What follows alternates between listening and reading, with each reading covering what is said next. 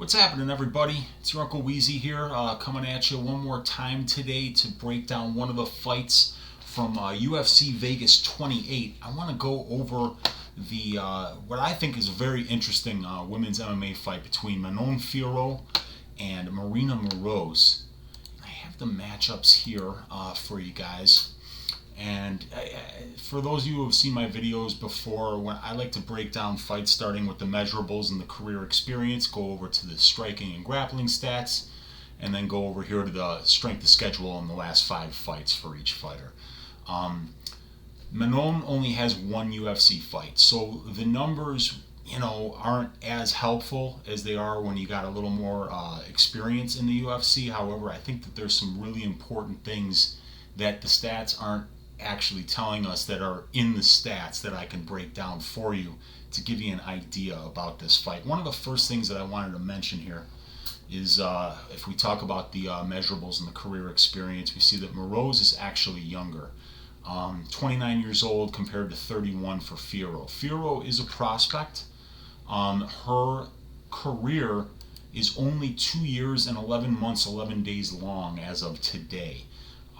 Prior to that, she was a karate fighter. She was on the French national team with karate. She's got a jiu-jitsu background, but she's new to mixed martial arts, despite the fact that she's already 31 years old.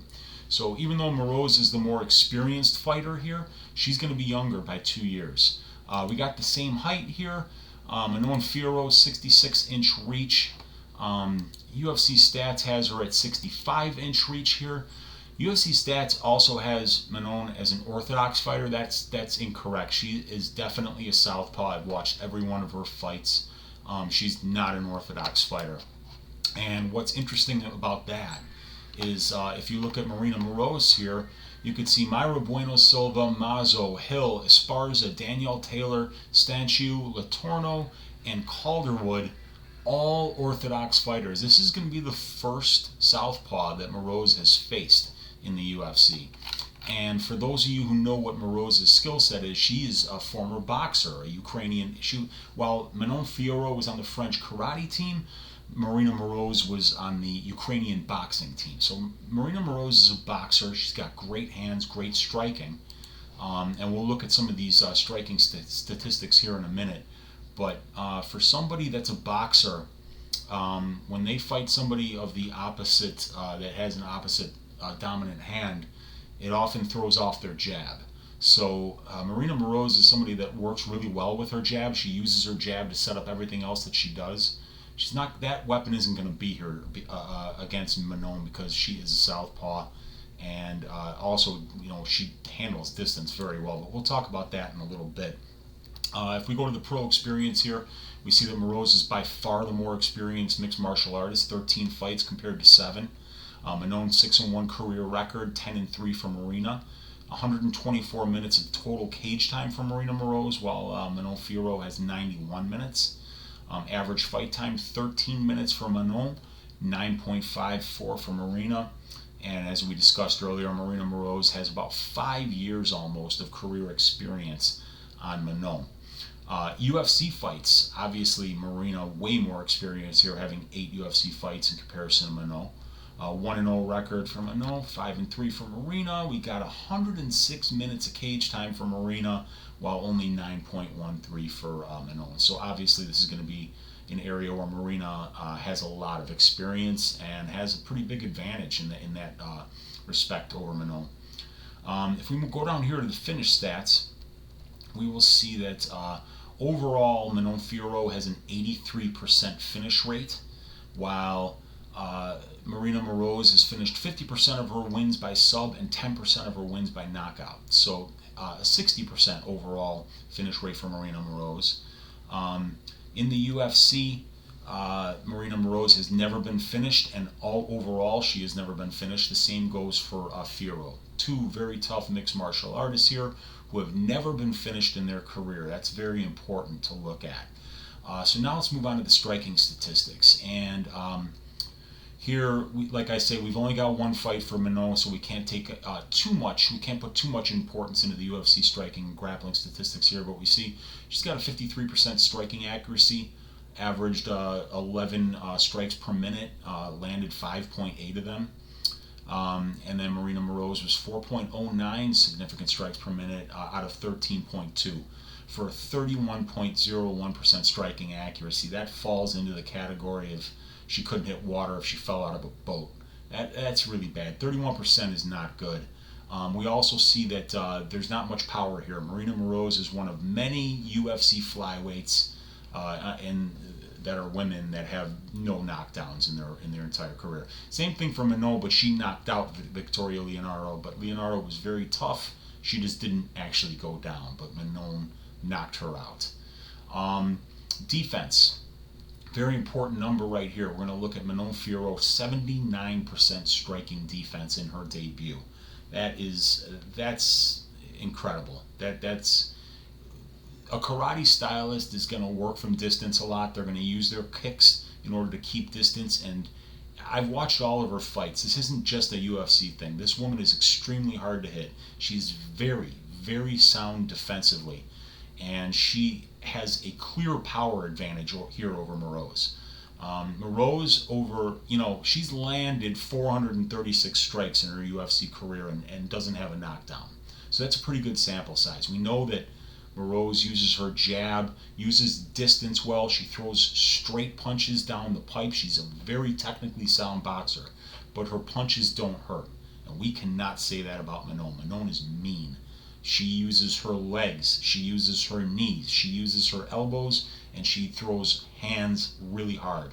She's got serious power for a flyweight, and that is going to be a big discrepancy here. While we do see that Moroz has a volume advantage, 13.2 significant strikes a minute compared to 11, we do know that 79% striking defense is going to be something that's going to be very hard to deal with, and Marina Moroz has a 53% striking defense.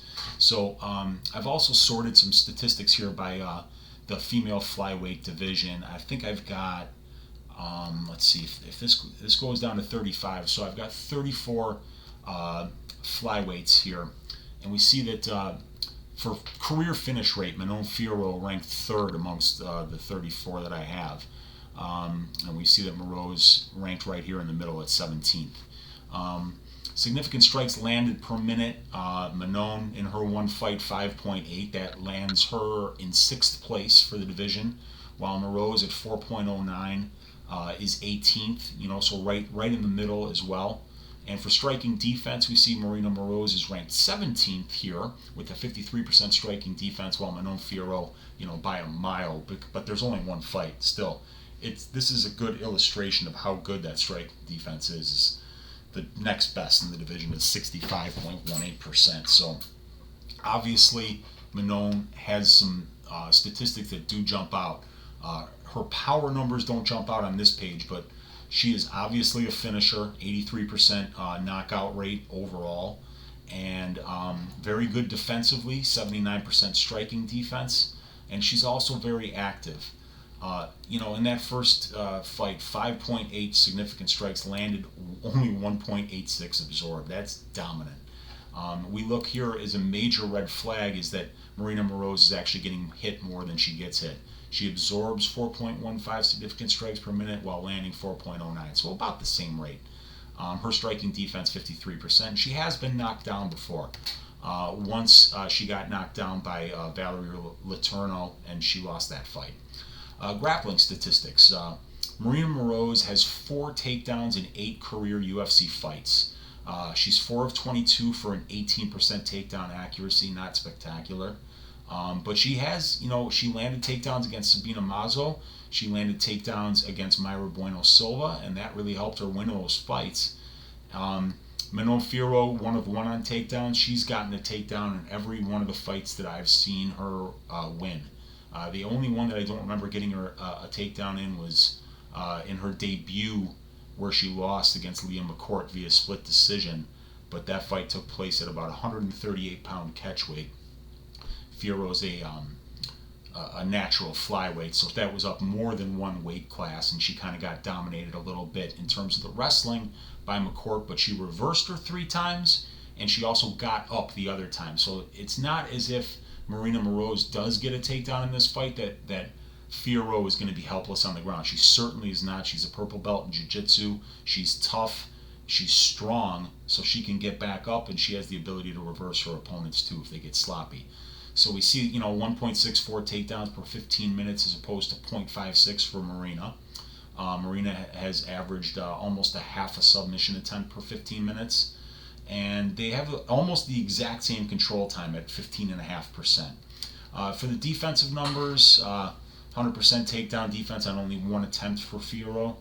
She's only been controlled 0.36% of the time, while Marina Moroz here, 10 of 19.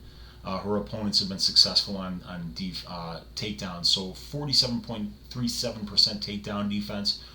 She has been taken down 1.41 times per 15 minutes, and has been controlled just slightly more than she has controlled her opponents at 18% compared to 15%.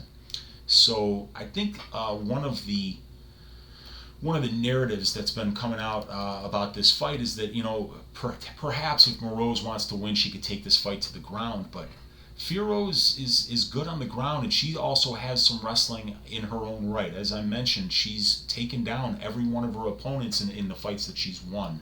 So I think Fiorot's just as likely to get a takedown as Moroz.